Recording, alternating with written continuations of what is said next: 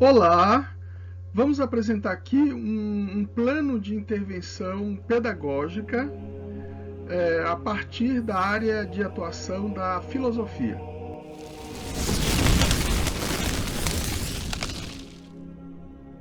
Esse plano de intervenção pedagógica é para a professora Silene Ferreira Claro, né, professora da Campos Sales, e a gente está fazendo esse plano para submeter à avaliação da professora Silene, certo? Deixa eu sublinhar aqui, ó, professora Silene Ferreira Claro, certo? Então vamos lá. O aluno sou eu, né, esse que vos fala, Adriano Albuquerque Gomes. Então, qual é o objetivo do nosso plano de intervenção pedagógica? Intervir pedagogicamente dentro do contexto da educação étnico-racial e do ensino de história da África e indígena, né? E estudo da África e cultura afro-brasileira e indígena. Esse é o objetivo do nosso. E qual o documento orientador desse nosso objetivo?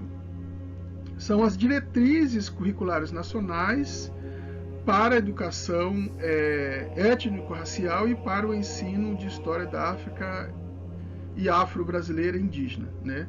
Que são diretrizes curriculares nacionais. É um documento oficial do Estado brasileiro, né? Portanto, é um documento macro orientador. E nós temos aqui uma justificativa para o nosso plano, porque todo plano tem que ter uma justificativa, né? Então vamos lá. Vamos apresentar a justificativa. A questão étnico-racial e a questão indígena são fundamentais para o avanço da civilização da sociedade brasileira. Uma das maneiras de se abordar, ou talvez a única maneira, é o estudo da história da África. Mas esse estudo deve ter a participação de todas as áreas que compõem o currículo da escola. Devemos dizer, na verdade, de todos os saberes que, de uma forma ou de outra, contribuem para a educação do povo brasileiro, sobretudo da juventude brasileira, né? Das crianças e da juventude brasileira. Dessa forma, a filosofia se situa perfeitamente nesse contexto. E não apenas porque ela compõe o currículo paulista escolar, mas pela sua natureza de ser. Portanto, sendo a questão étnico-racial importante, e sendo a África a matéria principal desse saber, e, não menos importante, sendo a filosofia parte desse esforço pedagógico e reflexivo para entendermos a África e fazer da África um esforço para eliminar, talvez, os preconceitos e os crimes, se torna necessária a participação da filosofia nesse processo pedagógico, né? É nesse sentido que esse plano se apresenta, né? Porque a filosofia faz parte de todo um esforço, né, de tarefa, né, de toda uma tarefa gigantesca para levar ao aluno um aprendizado, um ensino, uma reflexão crítica, né, das questões étnico-raciais. Então, ela também se justifica nessa participação pedagógica.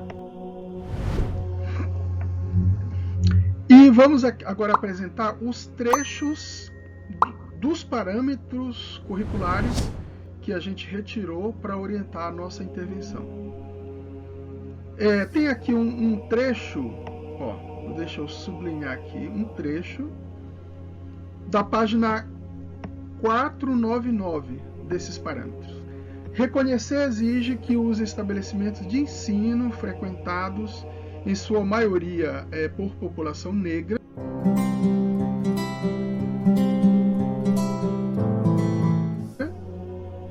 contem com instalações e equipamentos sólidos, atualizados, com professores competentes no domínio dos conteúdos de ensino, comprometidos com a educação de negros e brancos, no sentido de que venham a relacionar-se com respeito, sendo capazes de corrigir posturas, atitudes e palavras que impliquem desrespeito e discriminação. Então, esse trecho, ele é como se ele justificasse essa intervenção que nós vamos apresentar, né? Porque justamente ele pede justamente intervenções, né? Sejam elas aulas do dia a dia do aluno, sejam elas intervenções mesmo, como essa que nós estamos aqui, que vamos já apresentar. Né? Então, esse trecho também ele orienta a nossa intervenção. Agora tem aqui o princípio. Né? Ó, tem qual princípio? Esse aqui. Ó. Esse aqui é um dos princípios das diretrizes. Ó, ações educativas de combate ao racismo e a discriminações. Esse é um princípio. E o que cabe a esse princípio? Quais as ações, quais as medidas que esse princípio comporta? São esses aqui, ó. Valorização da oralidade, da corporeidade e da arte. Por exemplo, como dança, marcas da cultura de raiz africana, ao lado da escrita e da leitura. Pois bem, a nossa intervenção ela vai se pautar sobretudo pela questão da oralidade. Vamos colocar aqui um marca-texto, né? Um marca-texto verde. Ó, a questão da oralidade é a nossa principal marca nessa apresentação agora que nós estamos iniciando. Mas ela também se pauta pela escrita, né? E pela leitura. Pela dança nem tanto, mas a dança também está presente de um jeito ou de outro. Mas pela oralidade, sobretudo a oralidade. Pela escrita e pela leitura, a nossa intervenção aqui está muito pautada nisso. Né? Tomar aqui uma água com um copo do canal. Ó. Deixa eu mostrar aqui. Ó. Transdisciplinar é o nome do canal. Né? É o nome do nosso canal aqui no YouTube. Estou aqui com a camisa. Deixa eu ver se eu consigo... Ó. Pois bem, vamos continuar porque propaganda aqui não cabe, né? Mas eu já fiz a propaganda. Então vamos lá. Agora sim, agora vamos apresentar o conteúdo intervencionista, por assim dizer, né? Muito bem, qual é esse conteúdo intervencionista? É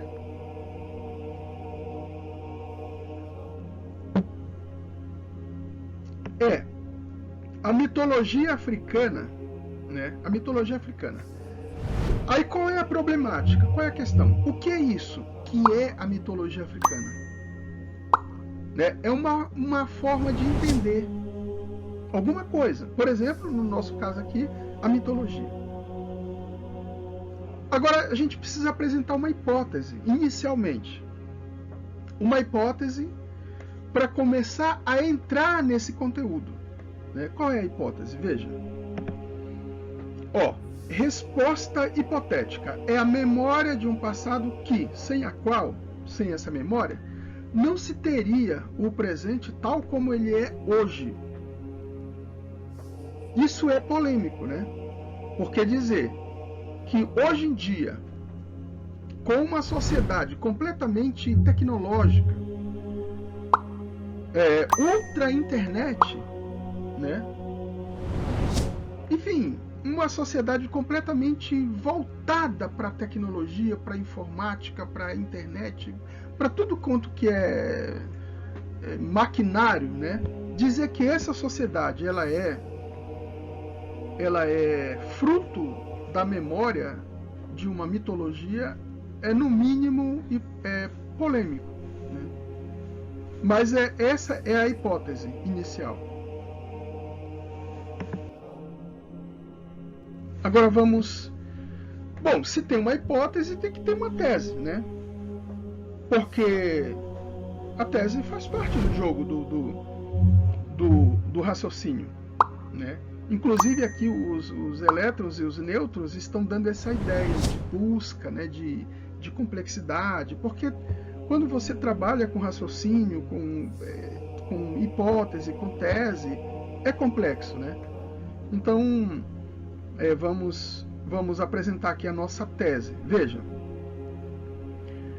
a sociedade brasileira, aí a gente já está se voltando aqui para a sociedade brasileira, né? A sociedade brasileira, tal como é hoje, ou seja, internet, tecnologia, ciência, de tudo quanto é avançada, né?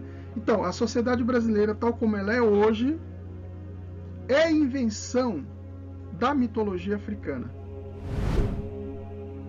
Ou seja, se a gente confirmar aquela hipótese inicial de que a sociedade, né, como um todo, ela não seria possível sem a memória do passado africano, essa tese ela acaba sendo no mínimo razoável. Então, só para reler, a sociedade brasileira, tal como ela é hoje, é invenção da mitologia africana. Invenção aqui não quer dizer exatamente criado, né? Ela é invenção no sentido mais intelectual, mais... como é que eu posso dizer? Mais educativo, né? Mais formador. É como se a mitologia africana formasse a consciência, a mentalidade brasileira. Apesar que nós temos muitos problemas na sociedade brasileira que complica essa tese, mas vamos lá, né? Talvez a mitologia africana não tenha, talvez essa tese ela não abranja 100% dessa consciência brasileira, dessa formação do povo brasileiro, né? Talvez ela não seja isso, mas talvez ela seja, a mitologia brasileira talvez seja uma marca, talvez seja um saber que tenha formado muito grandemente a sociedade brasileira, em grande parte, não no todo, mas em grande parte, né? É isso que a gente vai tentar mostrar a partir de agora. Então, para você trabalhar aquela hipótese e a tese de que a sociedade brasileira ela é, em grande parte, invenção da mitologia africana, você precisa se perguntar como que podemos entender a mitologia africana. Né? Como é possível entender essa mitologia? Vamos ver.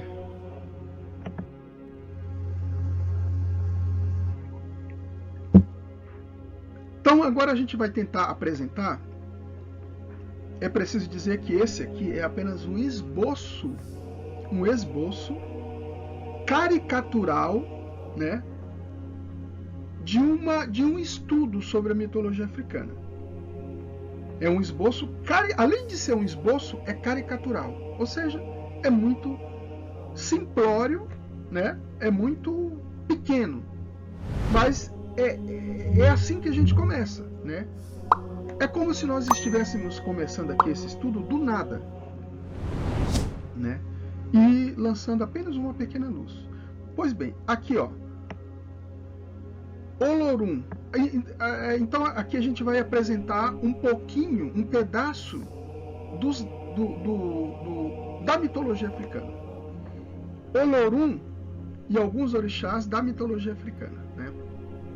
Então aqui nós temos o Olorum, dono do céu, incriado, imenso como a abóbada celeste. Teve que se afastar dos homens para não ser perturbado por eles.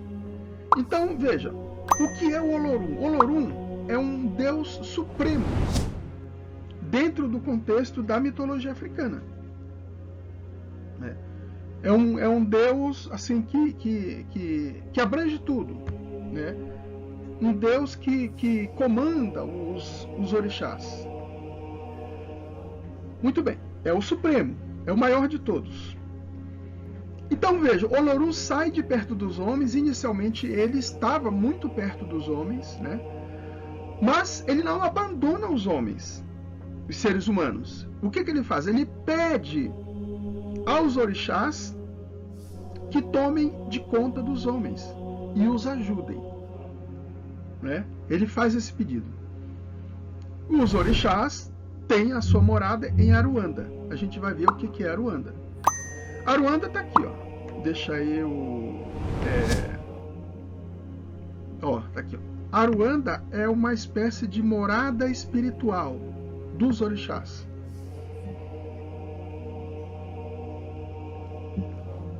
A gente pode, correndo o risco de errar, dizer que Olorum, o Deus Supremo, não está em Aruanda, porque Aruanda é morada espiritual dos orixás.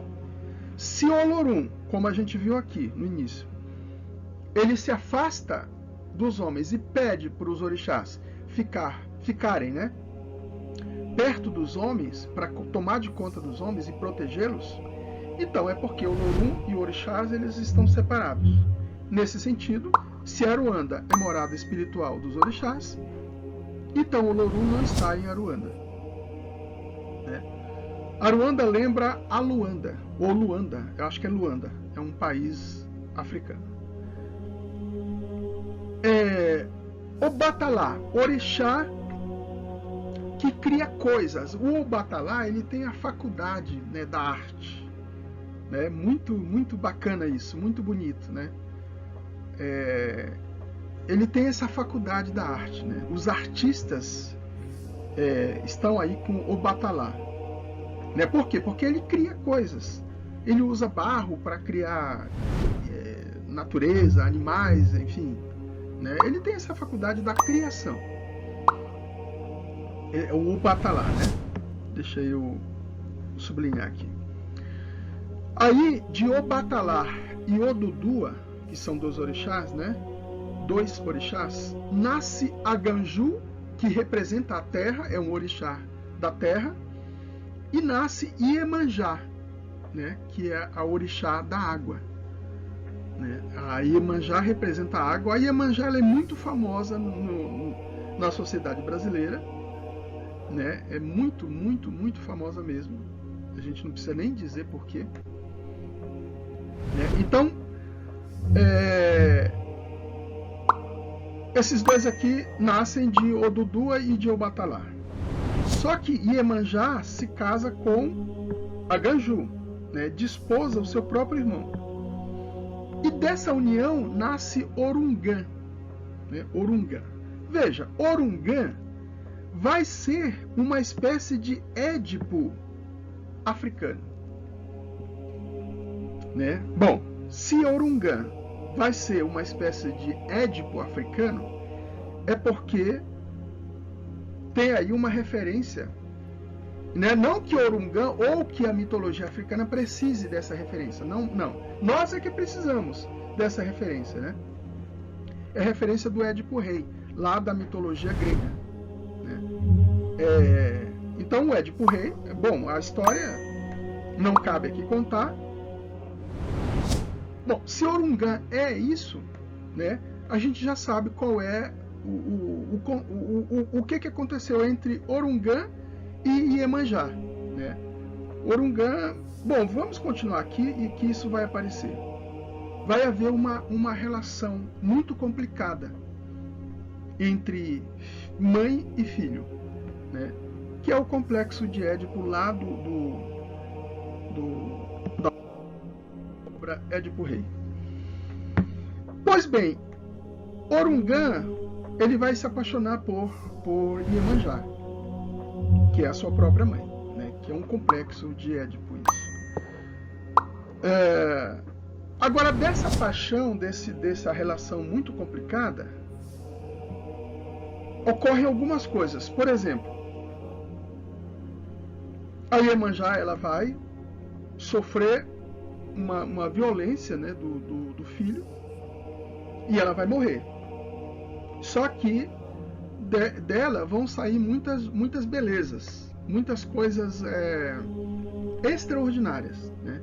Por exemplo, dos seios de Iemanjá vai sair um grande rio,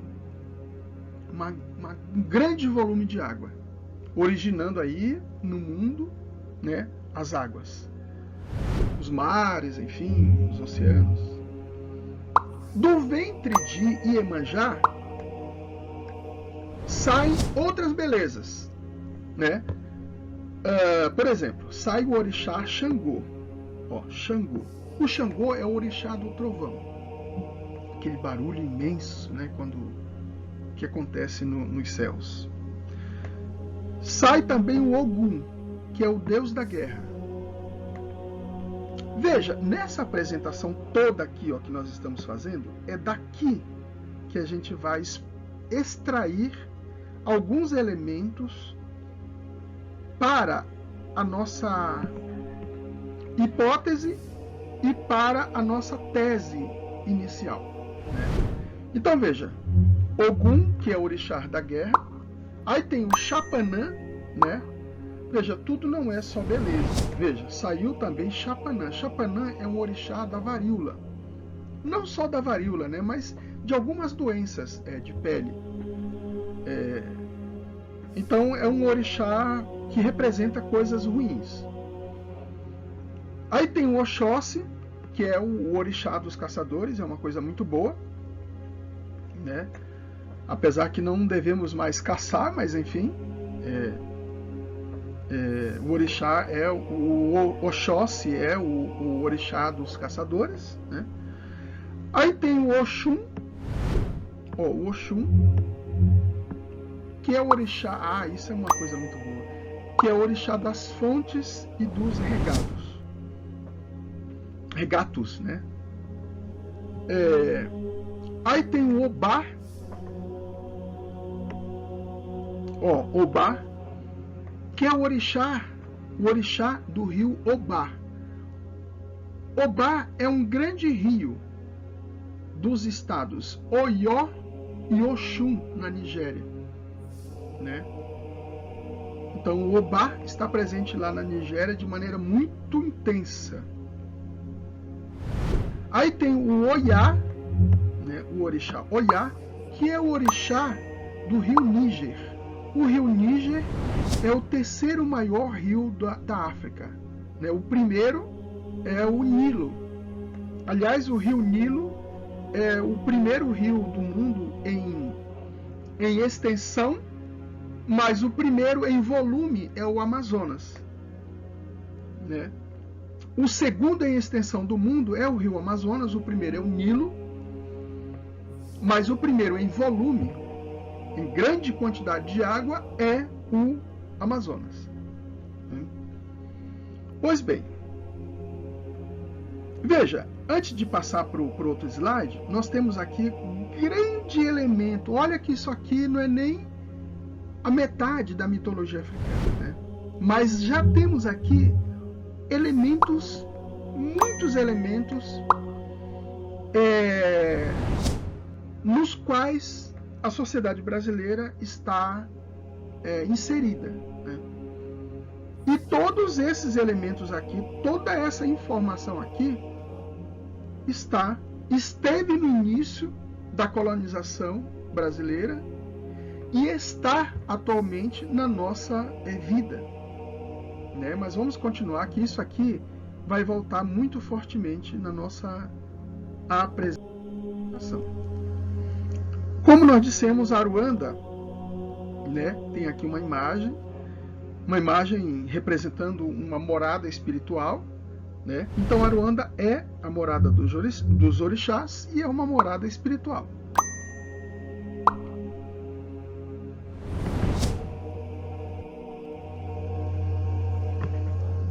Muito bem. E quem narra essa mitologia tão bela, tão expressiva, né? Ou seja, quem é que cuida dessa memória? Quem cuidou no passado e quem cuida? Veja, quem cuidou foram os griotes. Né? Aqui tem um E que vai para o feminino, né? Mas tudo bem, para você colocar no masculino, você tira o E e deixa só o S. Aí fica griotes do mesmo jeito. Mas os griotes lembram da mitologia grega, que tem os poetas aedos, né? Por exemplo, Homero, Hesíodo. Aqui são os griotes, né? São esses poetas, esses narradores que vão de lugar em lugar narrar histórias, fatos, acontecimentos, explicar como é o mundo, como foi, como é, como era, enfim. Né? Os griotes, eles têm essa função, essa grande missão, né? De apresentar a memória. Muito bem. O que é Caitu? Caitu é uma personagem de um livro chamado Vozes na Senzala. Né? O autor é um autor angolano, Unyanenga Chitu, mas o nome dele é Agostinho André Mendes de Carvalho. É uma obra de 1976, né? Então, esse personagem Caitu, ele é mostrado nesse livro do Unyanenga Chitu como representando os griotes. Por quê? Porque o Caitu, ele representa aquele velho sábio que contém muitas informações, né?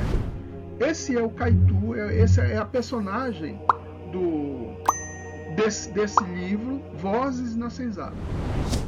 Né? Então isso aí é uma ideia de griotes, né? Uma ideia de pessoas que têm essa missão da oralidade, né? Da oralidade, de manter a memória do povo africano. Então, na África antiga, você tem os griotes, né? E as griotes. É muito difícil você incluir as mulheres quando você fala do passado, né? Mas não é impossível. Então, eu estou colocando aqui, ó. Se vocês perceberem, tem griotes sem o E e griotes com E. Numa tentativa de incluir as mulheres nesse trabalho de preservar a memória do mundo africano, né? Muito bem. Agora é o momento de a gente voltar para a nossa tese inicial. Veja, o que é o mito? É a memória de um passado que sem a qual o presente atual ele não seria tal como ele é hoje. Seria muito diferente, né? Seria bem diferente. Então essa conclusão é uma conclusão que remete à hipótese inicial e à tese, né? Veja, por que a tese é uma tese uma tese que diz que a sociedade brasileira é a invenção da mitologia africana? Veja bem, se nós observarmos os orixás, né, todos eles têm uma relação com a natureza e com elementos que nós cultivamos hoje, né? Por exemplo, a arte. A arte é um elemento extensamente cultivado na sociedade brasileira, como no mundo todo, né? Como no mundo todo. A criação, por exemplo, o artesanato, né? Só para citar alguns elementos da arte. Né? Então, veja,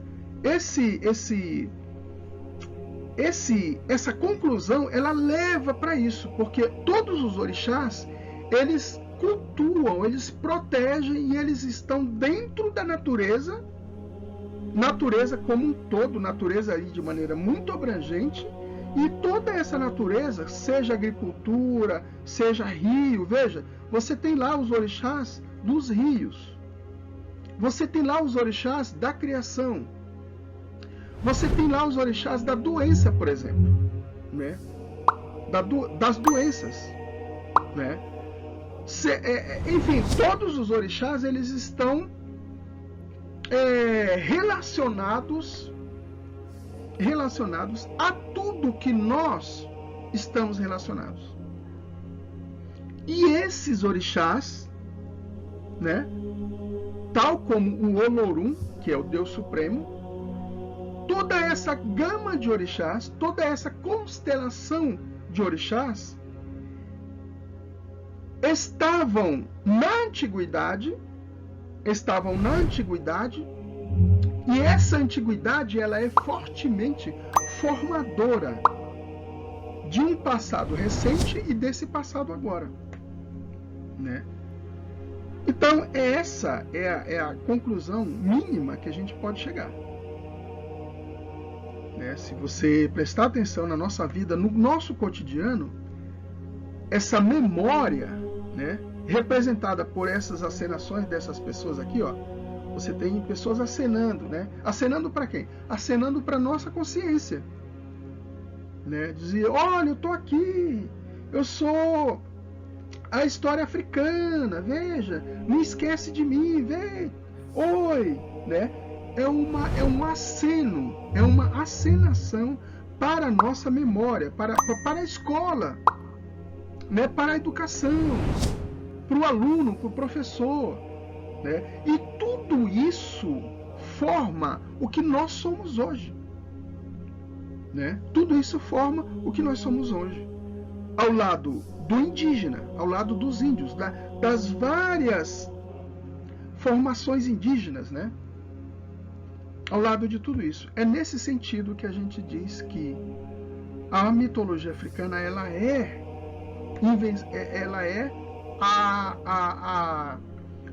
a inventora da sociedade brasileira, pelo menos em grande parte, né?